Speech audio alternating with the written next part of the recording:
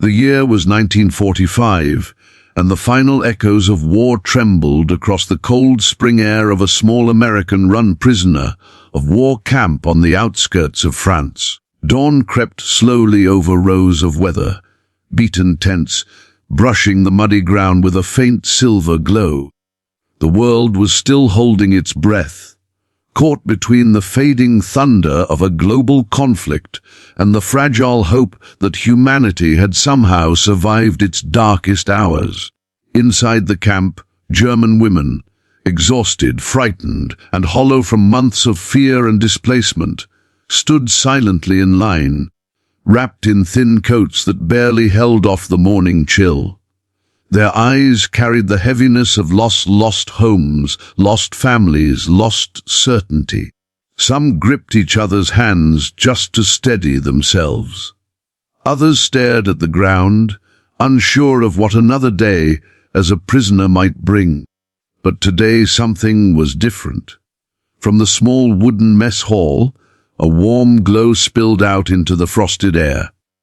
American cooks moved with quiet purpose, placing plates on long wooden tables, plates arranged not like rations in a military camp, but like a family preparing to welcome guests. Real tablecloths, real cutlery, bread still steaming from the oven, bowls of stew thick with vegetables.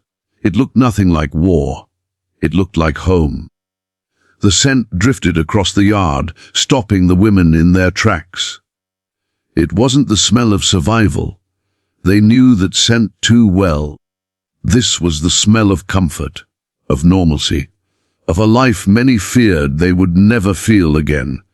And when an American officer stepped outside and gently said, "Ladies, you will be served first," disbelief washed over them like a wave.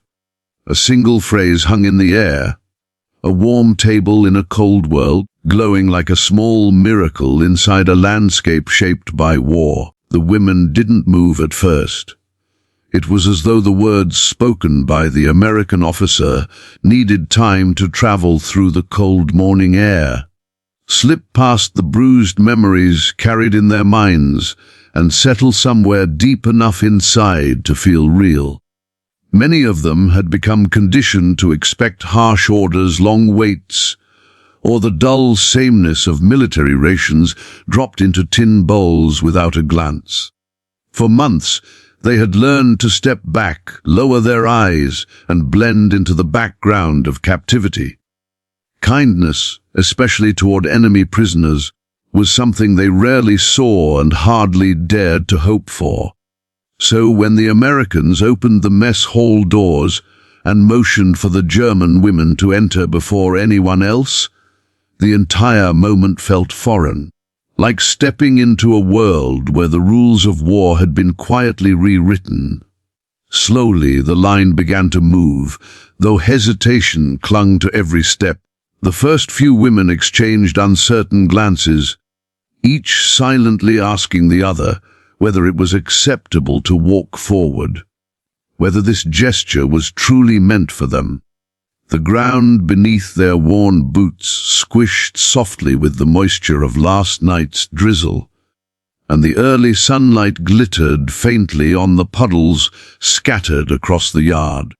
The camp's fences stood in the distance like rigid reminders of the world they lived in, yet inside the mess hall, another world seemed to be taking shape, one that did not align with the severity of war or the hardened images they carried of their captors.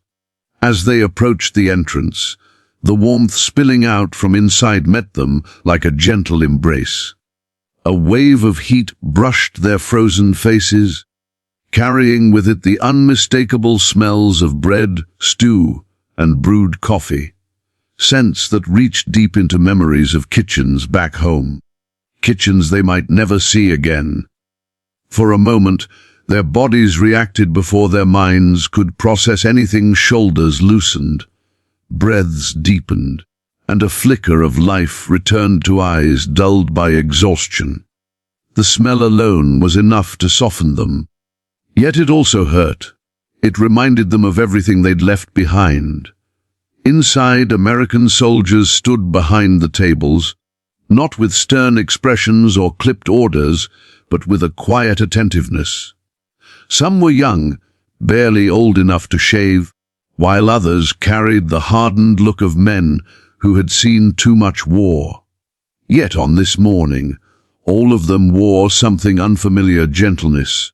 They lifted steaming pots, arranged warm plates, and looked at the approaching women not as enemies, not as burdens, but as human beings.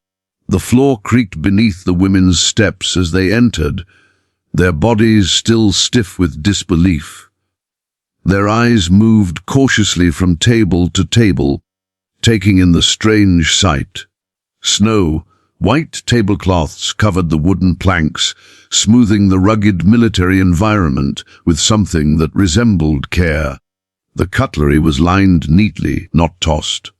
Loaves of bread sat in woven baskets, sliced evenly.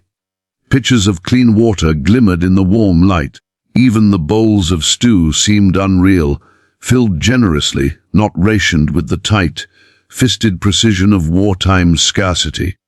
Everything in the room carried the unmistakable intention of hospitality, not obligation. One older woman, her hair streaked with grey, reached out to touch the edge of a tablecloth. Her hand trembled as her fingers brushed against the fabric. Perhaps she had not touched anything so clean, so soft in months. Perhaps she had forgotten the simple weight of ordinary domestic comfort. The tablecloth wasn't extravagant, but to her in this moment, it might as well have been the linen of a family supper waiting back in her village before the world had fractured. Another woman, barely 20, stared at a bowl of stew as though she might break it simply by looking too long. The steam rising from its surface caught in the soft light, swirling like a fragile ghost. She swallowed hard, pressing her lips together to steady them. Hunger had shaped her for months, sharp, unforgiving hunger. But what she felt now wasn't just the ache of an empty stomach. It was the shock of being acknowledged, of being seen. That was perhaps the rarest thing of all. War had stripped away their identities, turning them into numbers, burdens, or bargaining pieces.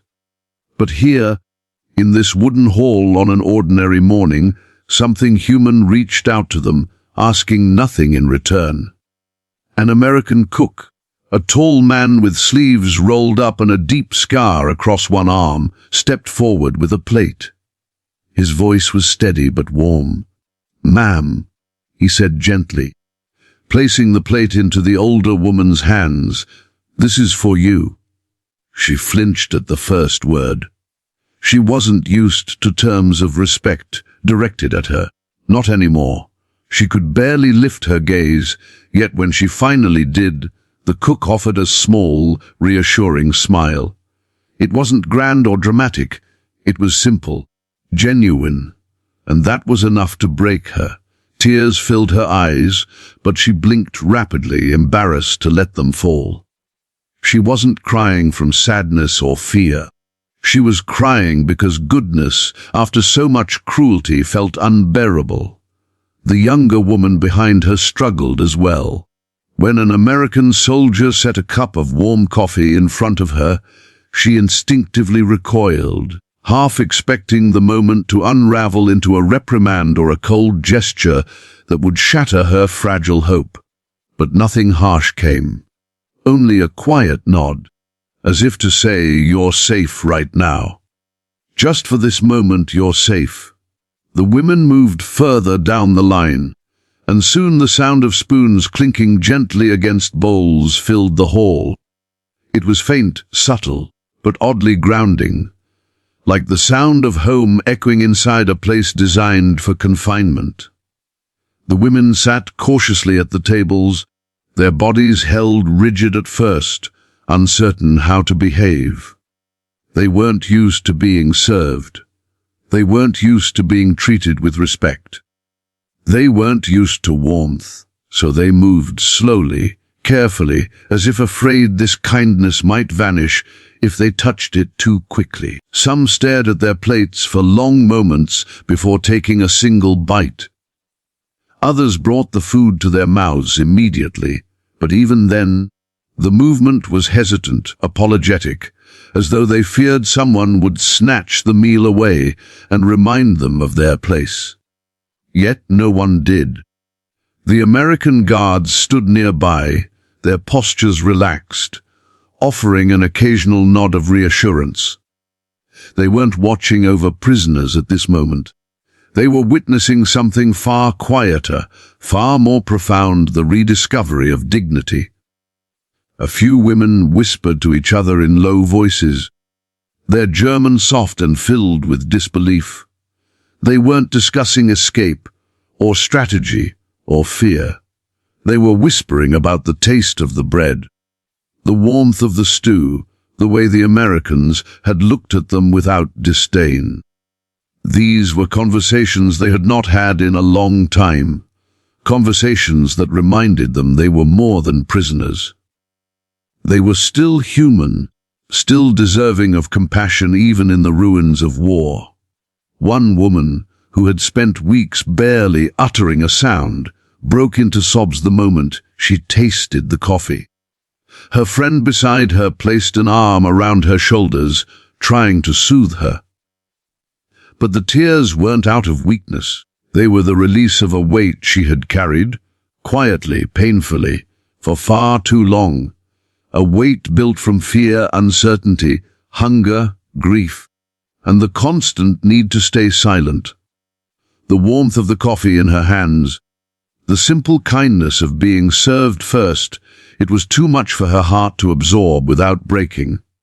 Nearby, an American soldier observed her for a moment before turning back to his work. He wasn't proud of the scene, nor did he expect gratitude. He simply understood something that war rarely allowed room for mercy. As the women continued to eat, the hall began to feel less like a military installation and more like a sanctuary carved out of chaos. The voices remained soft, the movements gentle. No one dared to break the fragile peace forming within those walls. The morning sunlight filtered through the cracks in the wooden boards, falling in long, soft rays across the tables. Dust motes drifted lazily in the warm air, dancing in the beams of light like tiny reminders that life, fragile though it was, still persisted. For a moment the world outside did not exist. There were no bombs, no marching boots, no distant artillery, no propaganda. There were only people, tired, hungry, wounded people, sharing a moment of unexpected humanity. And that alone made the women tremble in ways battlefields never had. By the time the last woman received her plate, the room had fallen into a deep, resonant quiet. It was not silence born from fear. It was silence born from gratitude so overwhelming it left no room for words. Some women bowed their heads. Some clasped their hands, some simply stared at the table in disbelief. But all of them felt it. The soft, unspoken truth that even in war, kindness could survive. Even in war, someone could still see them as human. What happened next unfolded slowly, like a ripple spreading across calm water. Subtle at first, then steadily widening into something much deeper than anyone expected. As the women continued eating, their initial hesitation eased, replaced by a cautious but growing sense of safety. The warmth of the food settled into their bodies, thawing months of fear and tension that had hardened their muscles and their hearts. For so long, they had been conditioned to brace themselves for cruelty, to prepare for punishment at any unexpected gesture. But nothing in this hall was meant to harm them. Every sound, every movement, every plate set before them was gentle, steady, and grounding. The Americans, too, felt the shift in the room. Some stole quiet glances at the women, observing how carefully they lifted each spoon, how fragile their movements were, as if they were handling something sacred. For many of the soldiers, this moment came as a contradiction to everything war had taught them. They had seen the enemy through scopes, behind bunkers, in trenches, charging across battlefields. Yet here, the so-called enemy was not a threat, not a uniform, not a symbol of aggression. These were women, thin, weary, many of them barely older than the soldiers themselves, carrying trauma in their eyes that no weapon could hide. It occurred to more than one American that some of these women were younger than their own sisters back home. Some reminded them of their mothers, their aunts, their cousins, people who at this exact moment might be gathered around breakfast tables in quiet American towns, untouched by the horrors these women had seen. And suddenly the war felt less distant, less simplified, less defined by uniforms and propaganda. Humanity seeped into the cracks war had carved into their minds. Near the center of the hall, a soldier in his mid-20s approached a table carrying a pot of stew to offer refills. He kept his movements careful, respectful, not wanting to startle the women. When he reached a woman with sharp cheekbones and sunken eyes, she instinctively shrank back, expecting a reprimand for having eaten too slowly. The soldier paused, sensing her fear. He set the pot on the table, stepped back a little, and spoke softly. "You can have more if you'd like. It's no trouble." His words seemed to hang in the air for a moment before they reached her. She stared at him in disbelief, unsure whether she had heard correctly. Slowly, she nodded, her hand trembling as she lifted her bowl toward him. The soldier poured the stew with deliberate gentleness, letting the thick, warm broth settle before handing it back. For the first time, her lips moved into the faintest shape of gratitude, not fully a smile, but a softening that hinted at one. It was the smallest gesture, but in a place defined by hardship, it carried enormous weight. At another table, two young women sat side by side, whispering to each other in hushed tones. They had been inseparable since the day they were captured, forming a quiet companionship through shared suffering.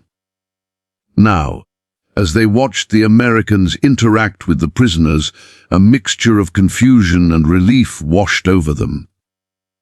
One of them, her hair cropped short after months of neglect, leaned forward and murmured, "I didn't think they would look at us this way."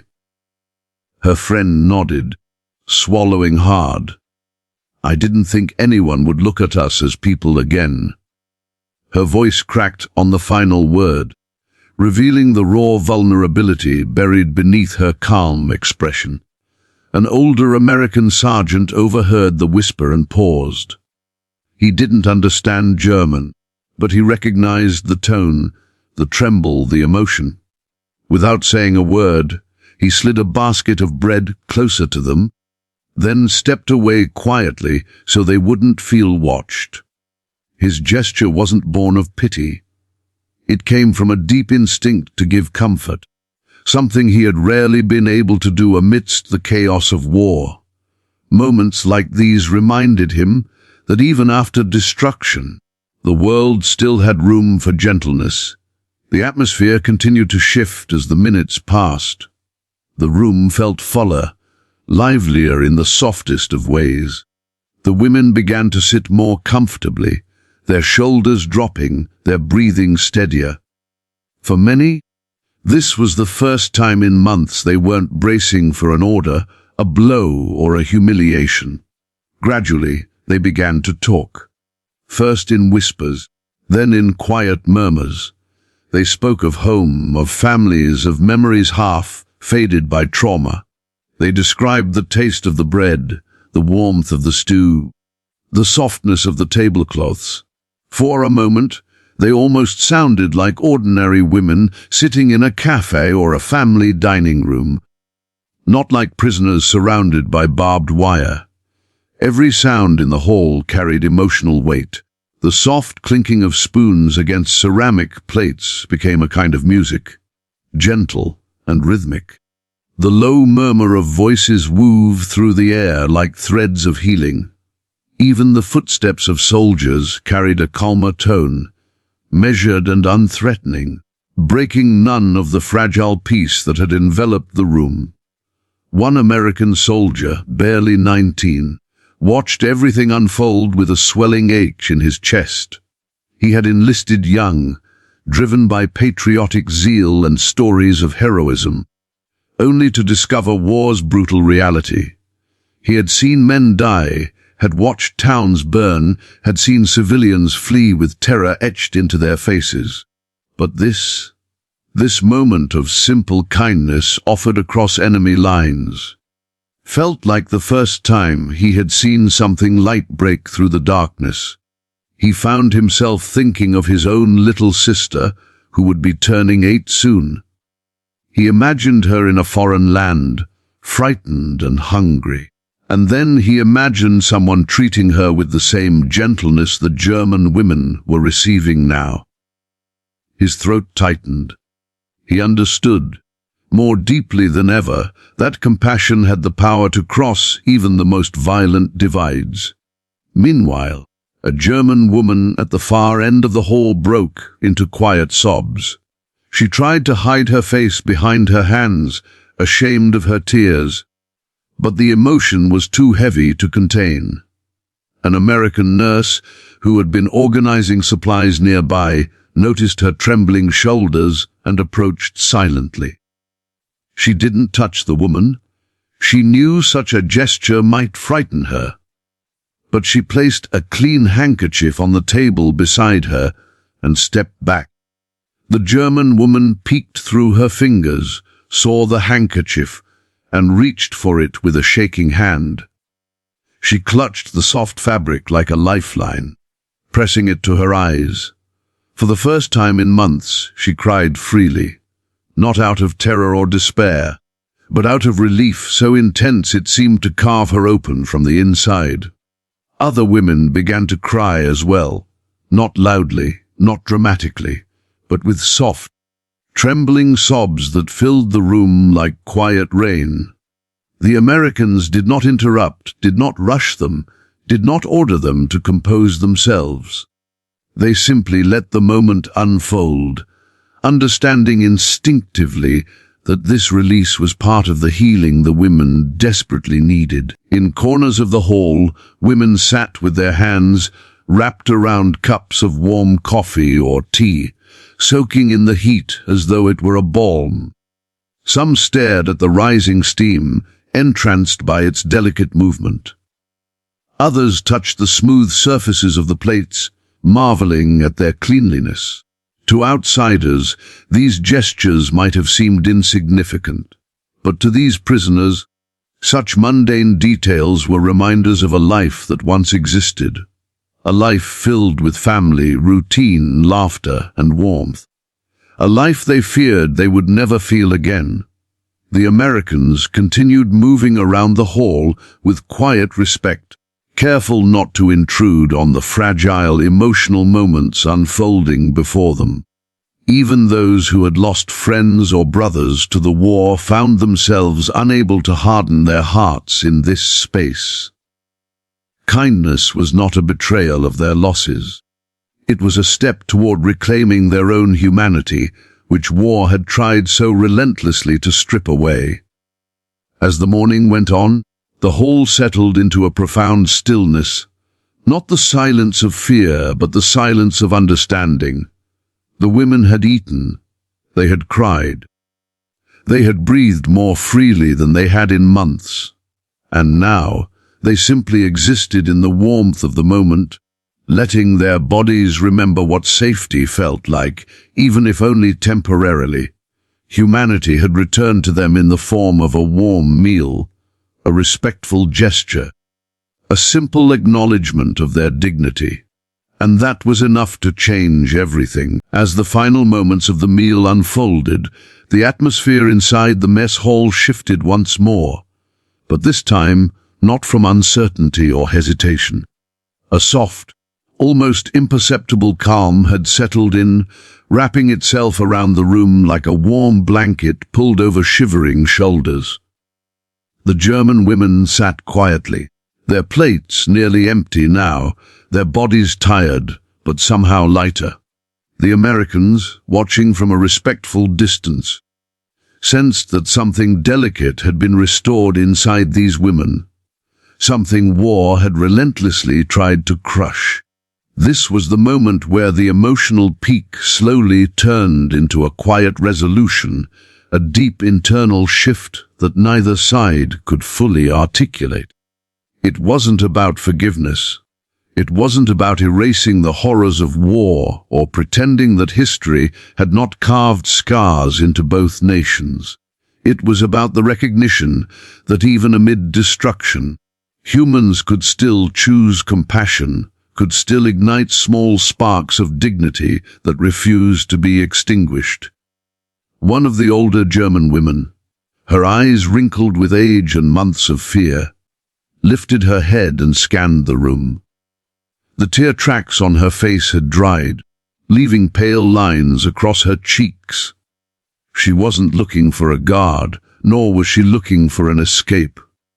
She was looking, for the first time in a long while, at the world around her without the lens of terror.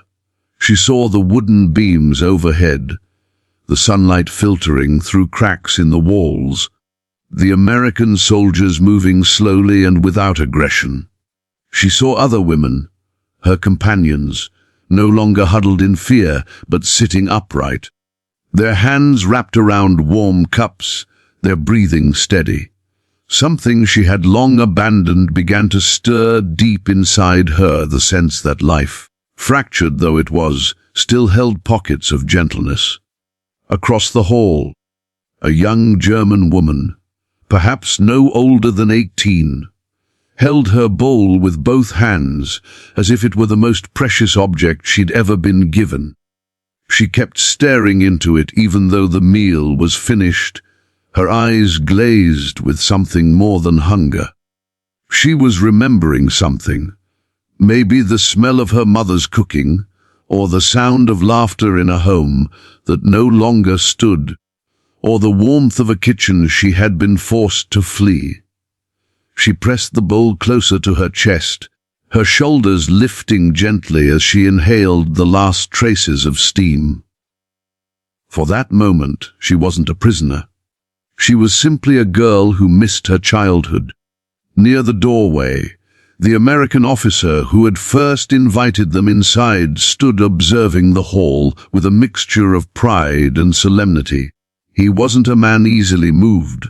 War had carved deep lines into his face, his posture, his every word. He had seen too much suffering to be naïve, had witnessed too many tragedies to indulge in illusions. But this scene, this fragile display of humanity, was something he felt compelled to protect. He knew the war was ending, but the wounds would take years, even decades, to mend. Still, he believed moments like this one mattered. They stitched together the frayed edges of moral conscience that conflict often shredded beyond recognition.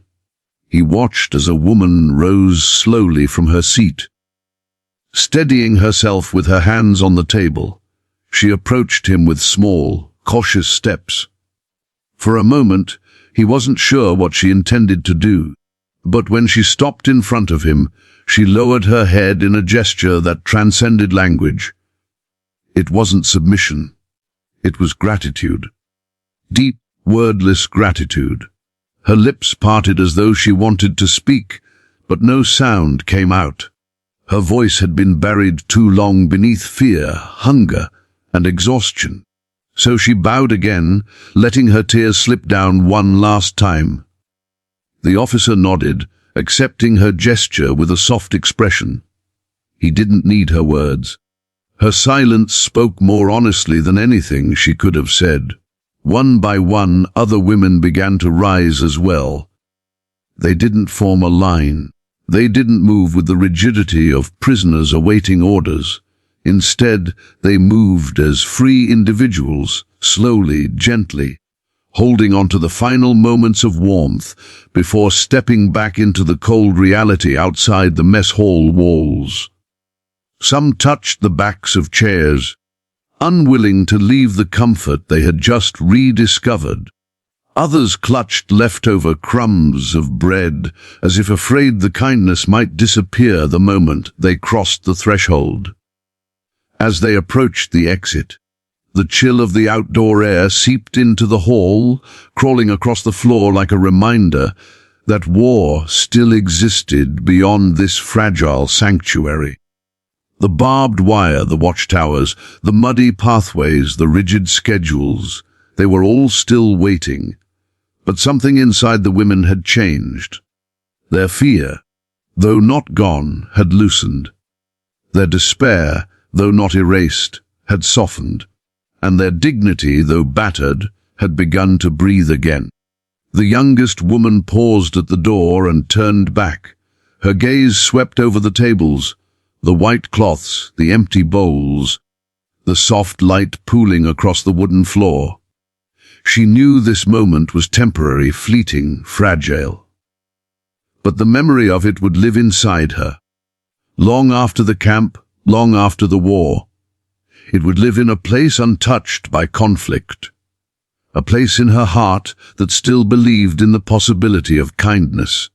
Outside, the cold air stung their faces as they stepped onto the muddy ground. The soldiers who had been assigned to monitor the movement of prisoners watched them emerge.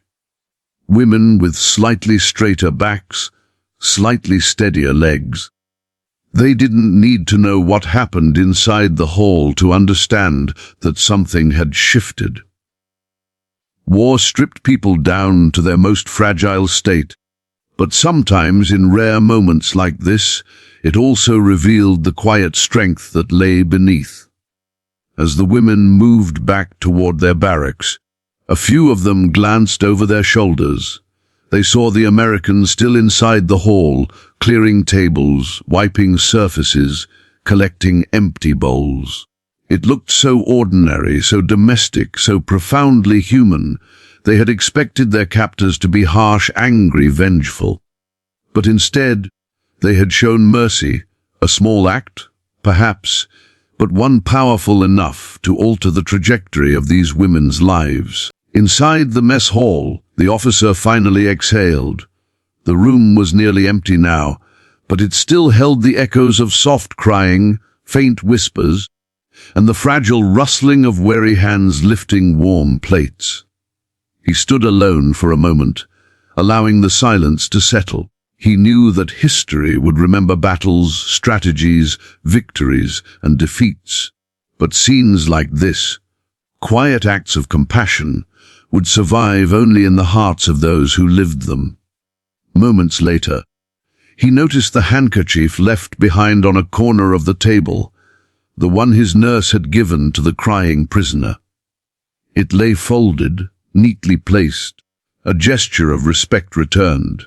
He picked it up gently, his fingers brushing the fabric. It was still damp from tears. He looked toward the doorway, knowing the woman who had used it was now somewhere outside, stepping back into a harsh world with a heart slightly lighter than before. In that small detail, he understood the true impact of what had happened here.